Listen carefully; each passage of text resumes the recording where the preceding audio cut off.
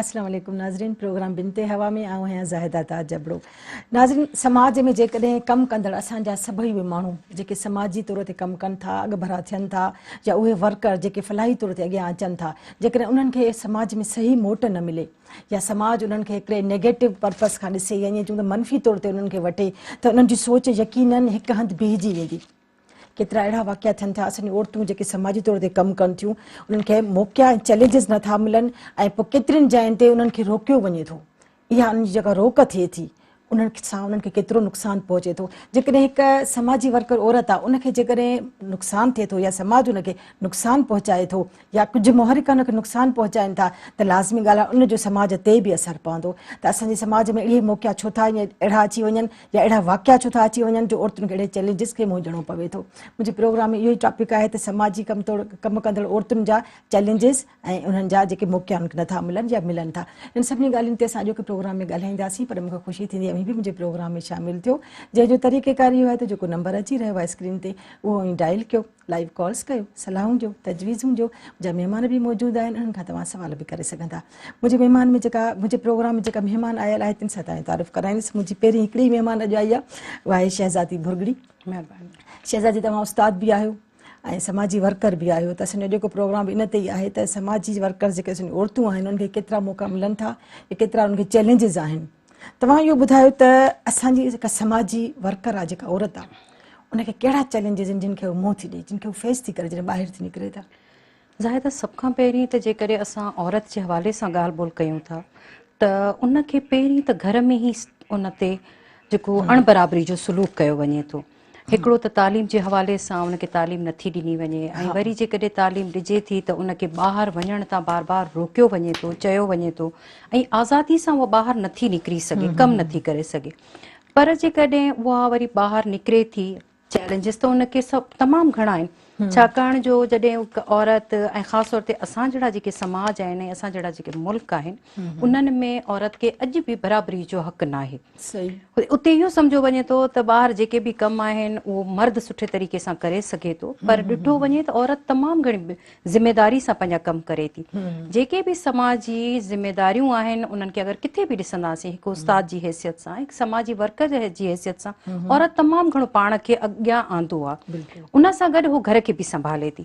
पर जॾहिं असांजे मर्द खे इन शइ जी हिकिड़ी जेलसी बि थियणु लॻी आहे, असां वटि जेके मर्द आहिनि उहा हिकिड़ी जेलसी बि हुन में अचणु लॻी आहे त असां खां शायदि असांजूं औरतूं इलाही अॻभरियूं थी वियूं आहिनि। हालांकि जेकॾहिं ॾिठो वञे त समाज में ॿई बराबरी जो हिसो रखनि था ऐं ॿई गॾिजी कमु कनि त उहे समाज वधीक तरक़ी करे सघनि था। ऐं उन्हनि खे जेके चैलेंजिस आहिनि उहे ॾिसो न, शुरूआति त उन्हनि जे घर खां ई शुरू थी थिए। भेण आहे त उनखे भाउ रोकींदो त ॿाहिरि बि नाहे वञिणो, जेकॾहिं गेट ते केरु अचे थो त उन में बि हिकु औरत अॻियां न वञे, न्याणी अॻियां न वञे, बल्कि उहो पाण था वञनि। पर जेकॾहिं उन्हनि खे मौक़ा ॾिजनि, बराबरी कजे, उन्हनि ते ट्रस्ट कजे, त यकीनन उहे औरतूं अॼु तमामु घणियूं अॻभरियूं बि आहिनि ऐं कमु कनि थियूं। चाहे उहो सियासत जो मैदान हुजे या असां वटि समाजी मैदान हुजे, हर जॻह ते, हर शोबे में औरतूं पंहिंजे पाण खे मञराए रहियूं आहिनि। पर उन्हनि ते ट्रस्ट कयो, भरोसो कयो। ऐं सियासी हवाले सां बि औरतुनि खे अवेयर थियणु खपे, अॻियां अचणु खपे। अहिड़ा मामलात जॾहिं अचनि था त सियासी जेकॾहिं उनखे शऊर आहे त उन जे लाइ पाण ॻाल्हाए सघंदी, पाण अॻभरी थी सघंदी, ऐं केतिरनि ई औरतुनि खे सुठे तरीक़े सां उहा ट्रेंड बि करे सघे थी। त जेसि ताईं हुनखे तव्हां, ख़ासि तौर ते जेको असांजो मुआशिरो मर्दनि वारो मुआशिरो आहे, जेसि ताईं उहे मर्द उन्हनि खे बराबरी जो दर्जो न ॾींदा, ऐं इहा ॻाल्हि जेका अञा पंहिंजी ठाहे छॾी अथनि त असांजे घर में भेण मूंखां वधीक छो हुजे, भेण हिकु वॾी ऑफिसर छो थिए, या घरवारी आहे त उहा एॾी वॾी ऑफिसर छो आहे, या कंहिं सुठे जॻह ते अगरि हू कमु करे थी या पाण कंहिं बि हवाले सां थोरो हुन खां घटि आहे त हुनखे इहा शइ बि हिकिड़ो अहसास कमतरी महसूस थी थिए। जॾहिं त हुनखे ख़ुशि थियणु घुरिजे त मुंहिंजो लाइफ पार्टनर या मुंहिंजी भेण आहे या दोस्त आहे, उहा कंहिं सुठी जॻह ते आहे, त इहा असांजे लाइ हिकिड़ी तरक़ी आहे। ऐं तरक़ी याफ़्ता मुल्कनि खे जेकॾहिं ॾिसूं था त उते ॾिसो बराबरियूं ॿिन्ही जॻहनि ते आहिनि, ऐं उहे तरक़ी बि कनि था, मुख़्तलिफ़ जॻहनि ते कमु कनि था, ऐं समाज में उन्हनि औरतुनि घणो पंहिंजे पाण खे अॻियां आंदो आहे। अच्छा, असां सां नाज़रीन, असां सां ज़ूम ते लाइन ते असां वरितो आहे कराची मां दरिक्षा साले खे, उन सां बि ॻाल्हि ॿोल कंदासीं। अस्सलाम वालेकुम दरिक्षा साले। वालेकुम अस्सलाम, कैसी हैं आप? अल्हम्दुलिल्लाह दरिक्षा, हम ठीक हैं, आप बताएं आप कैसी हैं? ठीक है जी जी अल्लाह का शुक्र है। हाँ दरिक्षा, हम आज जो प्रोग्राम कर रहे हैं उसमें आपको पता है हमारा टॉपिक है कि जो समाजी तौर पर हमारी वर्कर्स लेडीज होती हैं उनके साथ जो यूं कहें कि कुछ कुछ जगहों पर ज्यादतियां होती हैं या उनको काम नहीं करने दिया जाता या उनको बहुत सारे चैलेंजेस होते हैं, तो इन सब के पीछे आप क्या समझती हैं कि क्या कॉजेज हो सकते हैं? देखिए, जैसे कि आपको पता ही है कि हमारा जो माशरा है वो हम यहाँ पे देखा जाता है कि मर्दों का ही माशरा कहलाता है। हालांकि खवातीन जो है मुकाम पे आगे बढ़ रही हैं, हर शोबे जिंदगी में अपना जो है काम दे रही हैं। यहाँ तक कि आपने देखा कि आज की और आवाज़ शायद कटिजी वियो आहे दरिक्षा जो।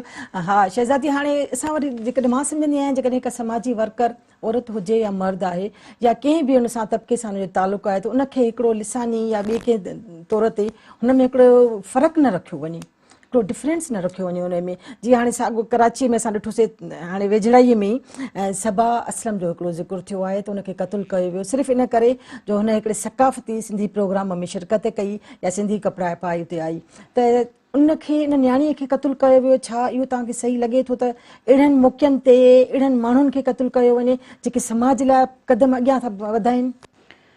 ज़ाहिदा हिन जेको केस थियो आहे इन में काफ़ी ॻाल्हियूं अॻियां अचनि पियूं। हिकिड़ी जेका ॻाल्हि हाईलाइट कई वई आहे उहा इहा आहे त कल्चर डे ते उन छोकिरी जेको आहे सो असांजो ट्रेडिशनल ड्रेस पातो आहे, उन करे ई उनखे क़तलु कयो वियो आहे। ऐं इहा ॻाल्हि तमामु घणी मीडिया ते बि अची वई ऐं तमामु घणी इहा ॻाल्हि जेकॾहिं इहो रीज़न हो त तमामु घणो ॾुख ऐं अफ़सोस आहे असांखे त असां वटि जेके माण्हू रहनि था छा उहे ॿियनि सकाफ़तनि खे अडॉप्ट नथा कनि।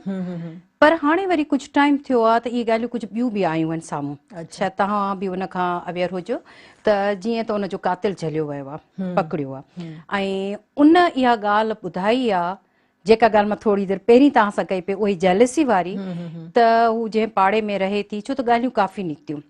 हिकिड़ो त जॾहिं को क़तलु थिए थो त असां वटि नेगेटिव प्रोपेगेंडा तमामु घणियूं थी वञनि उन क़तल खे दॿाइण जे लाइ, त उहो केस ख़तमु कयो वञे, दॿायो वञे, लिकायो वञे।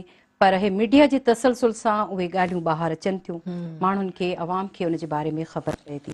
जीअं त उन छोकिरी लाइ इहो बि चयो वियो त उहो छोकिरी हिकु समाजी वर्कर हुई। अच्छा शहज़ादी, वरी मां तव्हां सां इन ई सवाल ते वरी ॻाल्हाईंदसि, पर असां सां वरी लाइन ते मौजूदु आहिनि दरिक्षा साले, वरी हुन सां ॻाल्हि ॿोल कयूं था। दरिक्षा साले, आपको आवाज़ आ रही है? जी मुझे आवाज आ रही है, आपको मेरी आवाज आ रही है? जी जी, आप कंटिन्यू करें अपना जवाब, जो मैंने सवाल किया था उसका जवाब। मैं आपको बताना चाह रही हूँ कि जैसे खातून कोई औरत आगे बढ़ रही होती है अपने काम करने के लिए, तो उसके रुकावटें डाली जाती हैं। यहाँ तक कि जैसे कोई समाजी कारकुन है और सोशल एक्टिविस्ट है जो उसके लिए अपने काम के लिए निकलता है, उसको तो बहुत ज्यादा चैलेंजेस का सामना करना पड़ता है। उसको ये देखना फैक्ट भी मिल रहे होते हैं, उसकी ईमेल आईडीज भी हैक हो जाती हैं, उसका डाटा हैक हो जाता है, व्हाट्सएप हैक होते हैं, ये सारी चीजें भी इसको फेस करनी पड़ती हैं। तो उनके लिए कोई तरह के इक़दामात की भी जरूरत है कि जो उनकी हिफाजत हो सके। उनके पीछे कनियां भी आ जाती हैं कि ये इतना अच्छा काम कर रही तो हमसे आगे निकल जाएगी। मैं खुद एक समाजी कारकुन भी हूँ, कारकुन हूँ और सिंध कमीशन के साथ भी हूँ। तो मैं एक ये होता है कि देखिए, बात सिर्फ ये नहीं कि मर्द ही औरत के पीछे लगता है, औरत के भी पीछे हो जाती है कि भाई ये मुझसे काम क्यों कर रही है, इसको क्यों इम्पोर्टेंस जा रही है। तो दुश्मनियां इस तरह से आगे थोड़ी हो जाती हैं कि मतलब प्रोफेशनल जेलसी मैं इसको कहूंगी कि पुरुष में होती है कि भाई ये हमसे अच्छा काम कर रही हैं, हमसे आगे निकल रही हैं। तो उसके लिए रुकावटें डाली जाती हैं कि जैसे कि अगर मैंने कोई रिपोर्ट आगे भेजी है तो उसको बीच में रोक दी, आगे नहीं भेजी, अपना नाम आगे भेज दी। और बात पे ऐसा भी होता है कि जैसे अगर मैं अपने किसी इदारे की बॉस हूँ और मेरे साथ कोई जो है मर्द भी काम कर रहा है, वो मेरा सबऑर्डिनेट है, वो कहीं बाहर जाएगा तो उसकी एक जहनियत ये है कि वो खुद को बॉस बताएगा और मुझे जो है कहेगा ये हमारी सबऑर्डिनेट है। इस तरह की भी चीजें सामने आती हैं। तो ये सारे हरकत देखते हैं कि किस कदर खतरात हैं। और सोशली उसको जैसे फोन पे थ्रेट दिया जाता है, कोई ऐसा कोई केस लेके वो जाती हैं, थाने में जाती हैं या कोर्ट की तरफ जाती हैं, तो उन्हें रोका जाता है कि आप ये केस वापस लें, आप इसमें आगे ना बढ़ें। प्रेशर डाला जाता है कि ये काम ना कर। जब वो इससे नहीं रुक तो के साथ इसी तरह के हादसा होते हैं जैसा कि सबा असलम के साथ हुआ सही थी। दरिक्षा में सबा असलम के हवाले से आपसे बातचीत करूंगी, मगर हमारा वक्त का हुआ है, एक ब्रेक का, छोटे से ब्रेक का वक्त हुआ है। हम थोड़ा सा ब्रेक लेंगे, उसके बाद आपके पास आएंगे और आप कनेक्ट रहिएगा। ठीक है दरिक्षा? नाज़रीन, वक्त थियो आहे हिकिड़े नंढड़े ब्रेक जो, असां जल्दी मोटूं था। मेहरान सां गॾु रहिजो।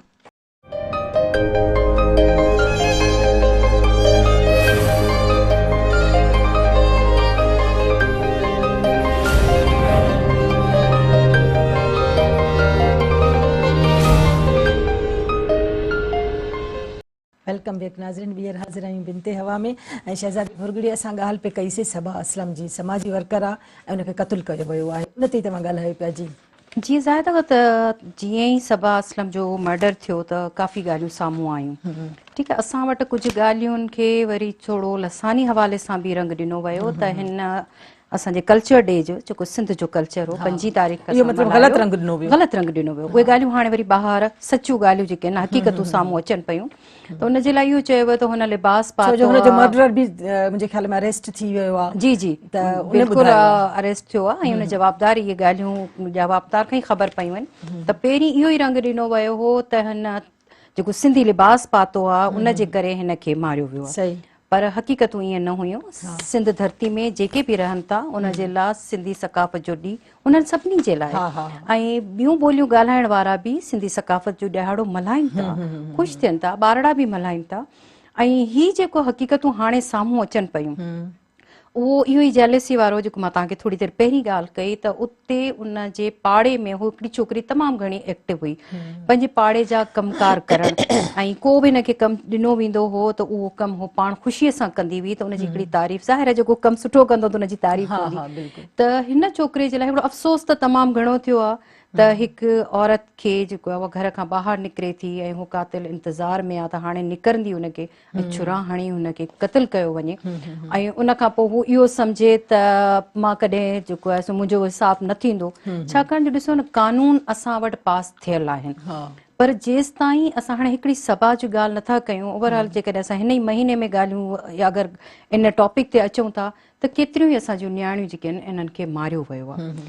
पोइ कॾहिं इहा हिकिड़ी साइकी आहे त हर जेको कातिल हूंदो आहे उहो सम्झंदो आहे मां क़तल आराम सां करे पाण भॼी वेंदुसि, पाण छॾाईंदुसि ऐं कोई मूं ताईं पहुची न सघंदो, पर चवंदा आहिनि खून ऐं खथूरी लिके कोन।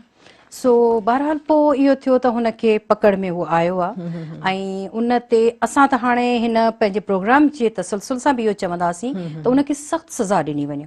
हुन मर्डर कयो आहे त उनखे बि जेसि ताईं तव्हां फांसी नथा चाढ़ियो त पोइ इहे जेके आहिनि क़तल असां वटि वधंदा था वञनि। अच्छा, दरिक्षा सां बि इहो असां सवाल कयोसीं पर वरी हुन अध में ब्रेक जे करे कटियोसीं। दरिक्षा साले, दरिक्षा साले आप बात कर रही थी सबा असलम की, जी उसी हवाले से बात करें। जी, सबा असलम का जो है वो कराची से उसका ताल्लुक था और मैं भी कराची से ही हूँ। उसकी जो बहन है उसने मेरे साथ भी कुछ ऐसा काम किया। उसकी बहन एक सियासी पार्टी से भी मुंसलिक थी, लेकिन कुछ वजूहात की वजह से वो पीछे हट गई। अब ये दोनों बहनें काफी एक्टिव थी अपने इलाके में और बहुत सारे काम कर रही थी खवातीन के लिए। तो मैं तो यहाँ से यही कहूँगी कि जाहिर है कि जब इस तरह से एक इलाका था कराची का जहाँ पे थोड़ा सा मुतवस्सित तबके के लोग रहते हैं, उनके लिए ये बच्चियां लड़कियां एक्टिवली काम कर रही थी। जैसे एहसास प्रोग्राम आया तो उसके हवाले से करना, शनाख्ती कार्ड बनवाने के हवाले से खवातीन की मदद कर देना। और सबा असलम तो एक जो है सोशल ऑर्गेनाइजेशन से भी मुंसलिक थी।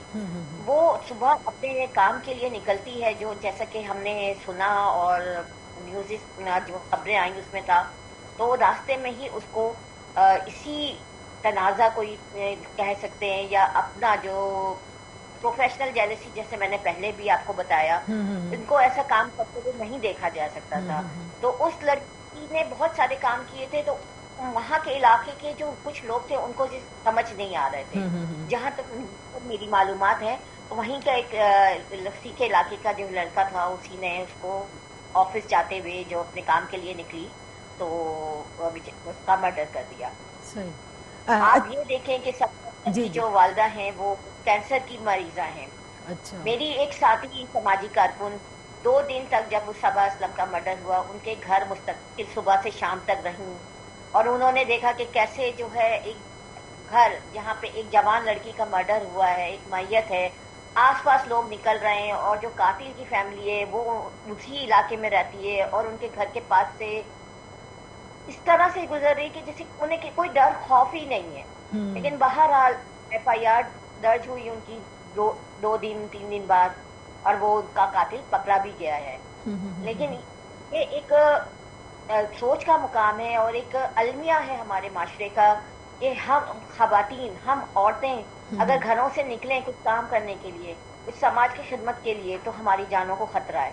सही, तो मेरा तो आपके प्रोग्राम के तवज्जुह से, हुकूमत वक्त से, गवर्नर जो है इमरान इस्माइल साहब से, हमारे CM साहब मुराद अली शाह साहब से और हमारे जो प्राइम मिनिस्टर हैं इमरान खान साहब से यही मुतालबा है कि खवातीन को तहफ़्फ़ुज़ दिया जाए। सही, और ऐसी खवातीन जो समाज के लिए अच्छे काम करने के लिए निकलती हैं। सही, क्या कसूर था उस लड़की का, यही ना कि वो माशरे को अच्छा बनाना चाहती। सही सही, ठीक। और लोग ठीकु आहे शहज़ादी, असां वटि जेके वाक़िया थियनि था, जीअं हाणे रिसेंटली थी वियो सबा असलम जो, त तव्हां छा था सम्झो इन जो असांजी समाजी औरतुनि ते कहिड़ो असरु पवंदो?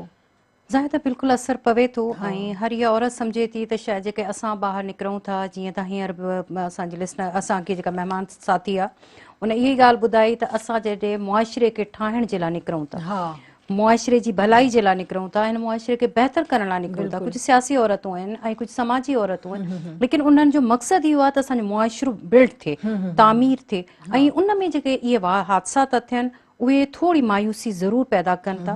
पर उन वक़्तु जेकॾहिं हुकूमत वक़्तु ऐं फ़ौरन इहो फ़ैसिलो करे ऐं उहे जेके जवाबदार उहे कातिल जॾहिं पकड़जनि था उन्हनि खे सज़ाऊं ॾिनियूं वञनि, बिल्कुलु जॾहिं सज़ा मिलंदी त अॻियां बि उन शइ खां डिॼंदा, छाकाणि जो असां वटि कानून ठहियल त आहिनि पर उन्हनि कानून ते इम्प्लीमेंट नथो थिए। जॾहिं इम्प्लीमेंट नथो थिए त पोइ इहे हादसा जेके आहिनि से रोज़ थींदा था वञनि। अहिड़ा मर्डर्स केतिरा ई थिया आहिनि, कुझु असां वटि हाईलाइट थी था वञनि, कई समय त अहिड़ा मर्डर्स थियनि था जंहिंजी ख़बर ई नथी पवे।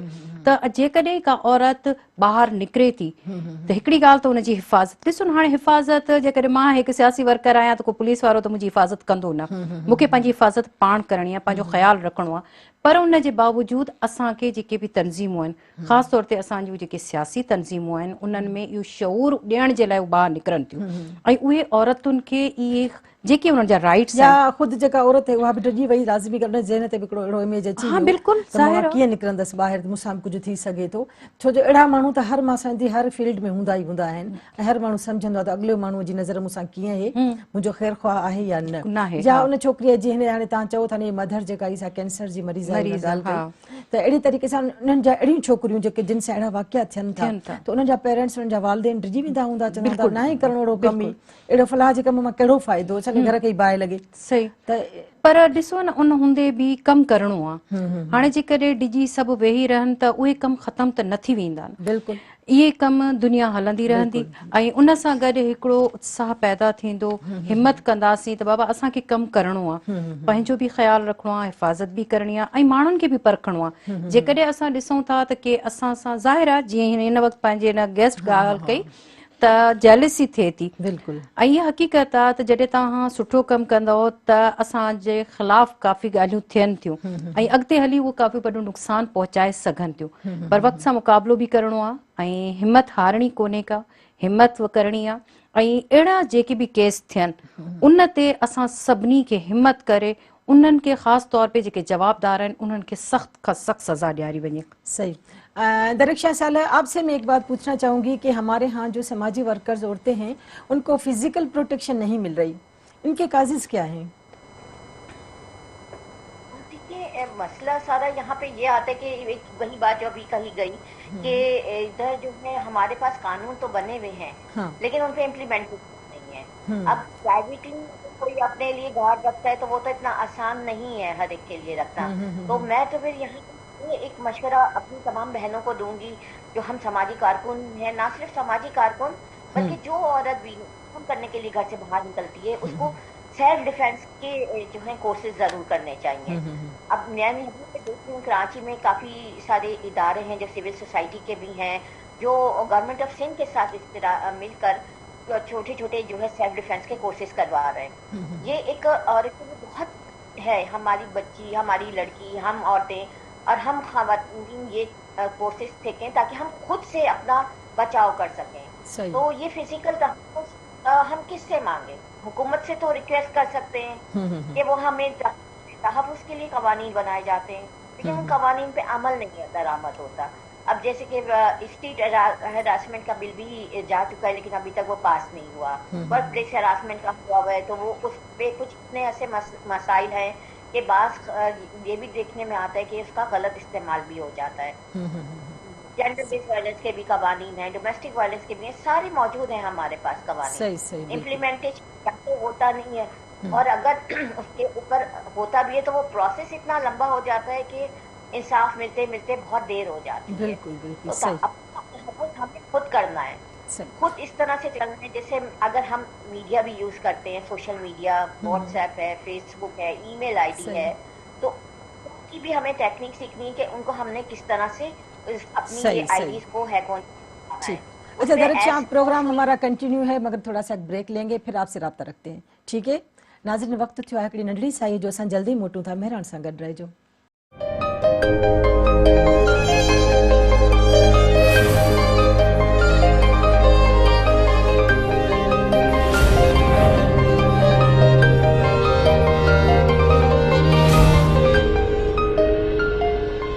वेलकम बैक नाज़रीन। अच्छा दरख्शां साले, हमारे यहाँ जो समाजी तौर पर औरतें काम करती हैं उनके लिए कानून नहीं बनाए जाते। कानून में कोई ऐसा पॉइंट क्यों नहीं डाला जाता कि उन्हें काम करने में आसानी हो? क्योंकि काफ़ी वाक़यात ऐसे हो चुके हैं ना, हमारे जो समाजी वर्कर्स हैं बाहर जाती हैं, उनके लिए मुश्किलात होती हैं। ऐसे कई वाक़यात हो चुके हैं, काफ़ी मर्डर्स भी हो चुके हैं। क्या कहेंगी दरख्शां साले? नहीं, सही बात की। ऐसा तो कहीं पे भी नजर नहीं आता। मुख्तलिफ कवानीन बन भी रहे हैं, खवातीन की हिफाजत के हवाले से सब कुछ है, और हर तरह की, जैसे डोमेस्टिक वर्कर्स के लिए भी कानून बन गया है, होम बेस्ड वर्कर्स के लिए भी बन गया है, तो सोशल वर्कर जो हम सोशल एक्टिविस्ट खवातीन हैं उनके लिए भी कानून बनने चाहिए, उनकी हिफाजत के लिए भी बनने चाहिए। तो ये तो हुकूमती वक्त का भी काम है। उच्च इदारे सिविल में, मुझे तो यही दिखने कि सिविल सोसाइटी के कुछ इदारे हैं, वो आपस में मिलके बैठे, कोई ऐसी कंसल्टेशन हो कि इस तरह के बनाए, पार्लियामेंटेरियंस को बुझाया जाए कि वो इस पर सोचें, और इस तरह के कवानीन बनाए जाए तो कि हम जो समाजी वर्कर घर से काम करने के लिए निकलते हैं उनको भी तहफ़्फ़ुज़ात मिल सके। तो ये पॉइंट तो होना बहुत जरूरी है। अलग से ही कानून एक बनना बहुत जरूरी है। ये एक तरफ हम ये भी देखते हैं कि हम तो निकल रहे हैं, बाज़ दफा ऐसा भी होता है कि हमारे अपने घरों से भी कुछ ऑब्जेक्शंस होते हैं कि आप इस काम के लिए ना निकलें। दरख्शां ये भी, अच्छा दरख्शां ये भी बात होती है कि अक्सर हमारे यहाँ समाज में लोग ये कहते हैं कि जो औरतें बाहर निकलती हैं वो बाहर निकलने के लिए गलत रास्ते का वो चॉइस करती हैं। क्या यही होता है इन तरह के जो वाक़यात होते हैं उसमें, क्या ये बात सामने आती है? क्योंकि ये तो फलाही काम है, फलाही काम के लिए वो निकलती हैं बाहर, निकल रही है, तो जाहिर बात है उसके काम को रोकने के लिए उसके ऊपर ये एक इल्जाम लगाया जाता है कि गलत रास्ते पे जा रही है, और जाके काम कर रही है।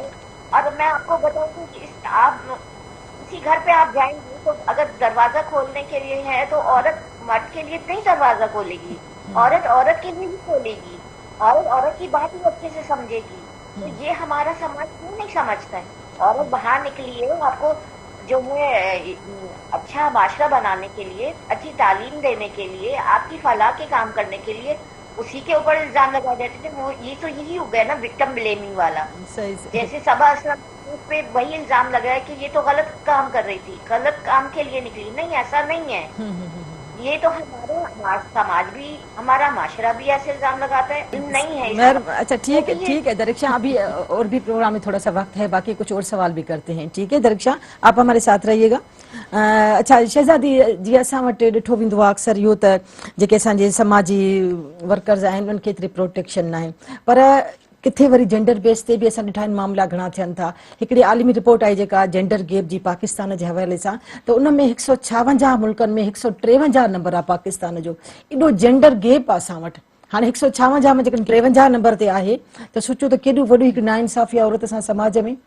त असांजे समाज में एॾो वॾो गैप आहे, ऐं उन बावजूदि असांजी औरतूं निकिरनि थियूं ॿाहिरि, अहिड़ा वाक़िया बि थियनि था।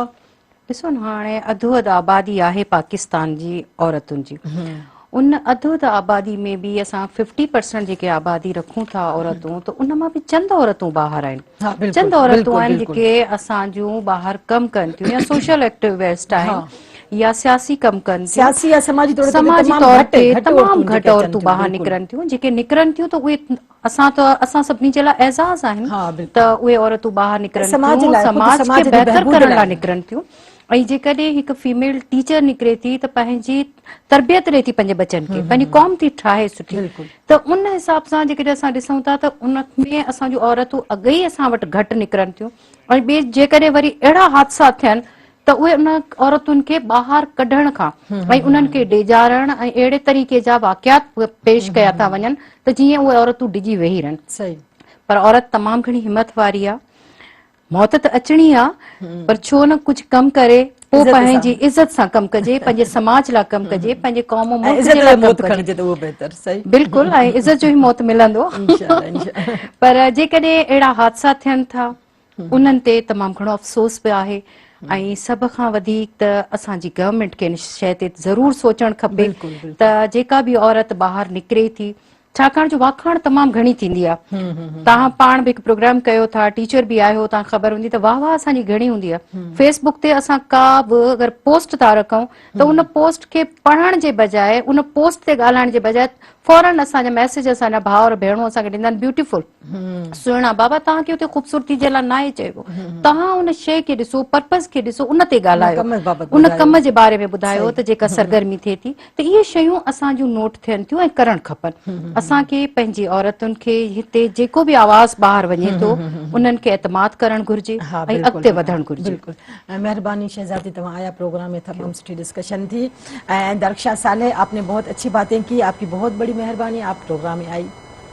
नाज़रीन, इन सां गॾु ई असां पंहिंजे प्रोग्राम जे पुॼाणी हलंदासीं। असांजो जेको टॉपिक इहो ई त समाजी वर्कर्स औरतूं जिन खे मौक़ा ऐं चैलेंजिस तमामु घटि था मिलनि, पर उन्हनि सां जेका हिकिड़ी ईअं चऊं त गैप अची वियो आहे, जेंडर गैप अची वियो आहे, त उन सां बि इहे वाक़िया अचनि था। त ॾिसणु घुरिजे त जेकॾहिं बहबूद लाइ पोइ समाजी बहबूद हुजे त पोइ उन लाइ जेकॾहिं कमु कयो वञे थो, ख़ासि तौर ते असांजी औरतूं, असांजे हिकिड़े समाज जो अहिड़ो हिकिड़ो मुंझिल समाज आहे जिते औरत निकिरण ई मुश्किल आहे। समाजी कमनि लाइ जॾहिं निकिरनि थियूं त उन्हनि खे जॾहिं अहिड़ा वाक़िया थियनि था या चैलेंजिस अचनि था या मौक़ा नथा मिलनि त पोइ यकीनन उहे दिलि बर्दाश्त था थी वञनि थियूं या पुठिते हटी वञनि थियूं। त उन में नुक़सानु न औरत जो नाहे, नुक़सानु असांजे समाज जो ई आहे। असांजो समाज पुठिते थी वेंदो त यकीनन अहिड़नि वाक्यनि खे जी रोकथाम ज़रूरु करणु घुरिजे ऐं असांजे समाज खे बि अखि पटणु घुरिजे त असां हीअ छा करे रहिया आहियूं। प्रोग्राम कीअं लॻो हीउ प्रोग्राम या बिनते हवा जो कोई बि प्रोग्राम ॾिसणु चाहियो त मेहरान जी वेबसाइट, यूट्यूब या फेसबुक ते ॾिसी सघूं था। मुंहिंजे प्रोग्राम जो वक़्तु हले थो पंहिंजी पुॼाणी हेॾां, पंहिंजी मेज़बान ज़ाहिदा ताज जबड़ो खे ॾींदा इजाज़त। वरी मिलंदासीं ईंदड़ प्रोग्राम में, तेसिताईं अलाह जी अमान।